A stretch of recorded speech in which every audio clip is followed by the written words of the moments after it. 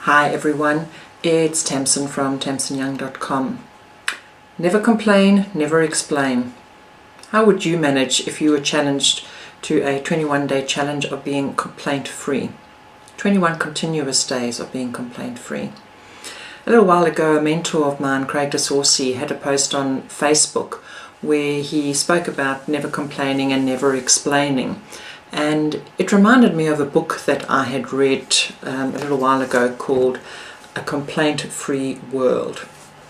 And as the title suggests, it is challenging us to create a complaint-free world. How much better the world would be if we could refrain from complaining. The problem that we have is that we focus on what is wrong in the world, and the more we focus on it and complain and thereby perpetuate the problem, the more we have that is wrong with the world. So let's change it around. Now, you might think that you're a pretty positive person, and I like to think of myself as being a positive person, and I like to think that the universe has my back. But when I first did this challenge, I realized that I complain a lot more than what I thought I did. If you take, for example, driving to work one day and somebody cuts in front of you and you get really annoyed by it, do you just let that go and go, maybe the guy's having a bad day? Or do you get angry, drive to work, get there, and then proceed to tell every single person in the office about the bad experience you had? Spend the day festering about the bad incident, go home and tell everybody at home about it over the dinner table, thereby ruining a lovely meal. And what have you achieved by doing that? Absolutely nothing. You certainly haven't improved your day.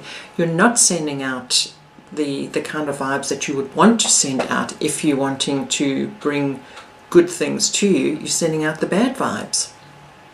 So if we look at the definition of a complaint, it means to express grief, pain, or discontent.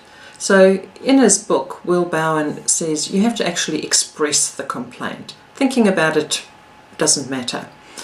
It's when it actually passes our lips that the complaint is registered as a complaint. And what he has you do is wear a bracelet on your one arm, and when you complain, you switch it over to the other arm. And each time you complain, you switch it back and forth, until one day you actually go to bed and you realize that you haven't switched the bracelet during the day. And you go, wow, I've had one day complaint free. And he talks about you going through 4 phases. The first phase is unconscious incompetence. So we don't know what we don't know. We don't realize just how negative and complaining we can be. And this is where you get it like, oh, I'm a positive person, I don't complain, this challenge will be a piece of cake for me. But how many people do you know that come to you and say, I'm a really negative person, I complain all the time? We can easily see the other people, but we never see it in ourselves. The next phase we get to is conscious incompetence. So this is the stage where it's very easy to give up, and I'll put my hand up and say, yep, it's probably about the stage that I gave up as well when I first did the challenge. And that's the stage of you're now conscious of how much you're complaining, but you're still battling to make that actual change. We then move on to conscious competence. And instead of the bracelet being a tool to remind you about how you're complaining, it actually becomes a filter through which your words have to pass. You start thinking about what you're going to say and go, is it going to pass the test? Am I complaining? Is this actually worthwhile saying this or not? You know how your mother always said, if you've got nothing nice to say, don't say anything? Well, this is the stage that you're at now. And sometimes you might find that you're very silent because you don't have anything good to say, and you don't want to say anything bad because you've made so many days progress and you don't want to go back to day one and start the process again. The last phase is unconscious competence. And that's the stage that you want to be, that it's actually just natural for you to think and focus on the positive and not be negative about things and not complain unnecessarily about things. And that's the stage that we can all aspire to. Now, the fact that it takes an average of 4 to 8 months doesn't mean that you have to be put off by it and go, well, that's a long time to get to getting any benefits. The good thing about the challenge is that even as you do it, and even though you may have to keep going back to day one and starting off again, you're still going to reap the benefits. You're becoming more conscious about what you're doing, and you're going to become a happier person. So it is really worthwhile keeping on with the challenge. But you say, what about those times when there really is something to complain about, when something's wrong and you need to tell somebody about it? So there's a distinction. A complaint is distinguished from a statement of fact by the energy that you use to express yourself. So it's cold outside. It's cold outside. Oh. So just that energy you have and the difference that you make of how you say something makes the difference of you complaining about it or letting somebody know. A neutral comment that you are telling somebody about, because complaining doesn't solve the problem. The shortest path to get what you desire is not to focus on the problem. You need to focus beyond the problem. Talk about only what you desire and only to someone who can provide the solution. Now, that's where we often go wrong, because we'll tell everybody and anybody about the problem that we've got and we'll complain about it. You're at a restaurant and you get served your soup and it's cold. Telling your dinner companion about it isn't going to make the soup suddenly be warm. Telling the people at the table next door to you isn't going to warm your soup up. Calling your waiter over and just letting them know that the soup is cold and letting them take it back to the kitchen to heat it up is going to get you a result.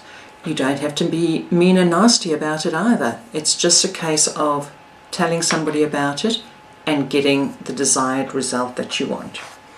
But if we think about it, why do we complain? There has to be some benefit for us to actually go to all this effort of complaining.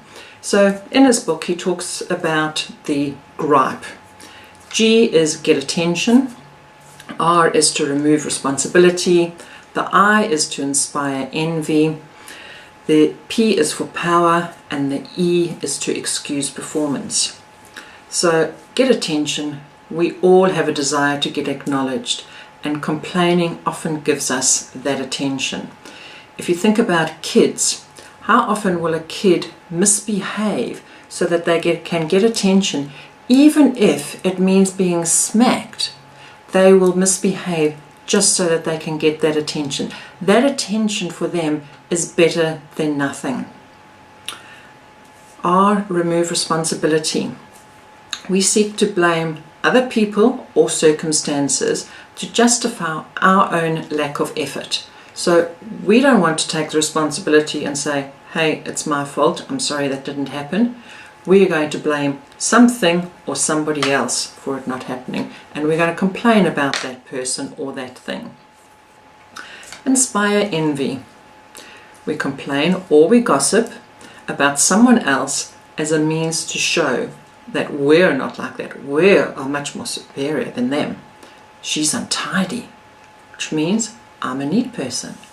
She's a maniacal driver. I am a safe and courteous driver.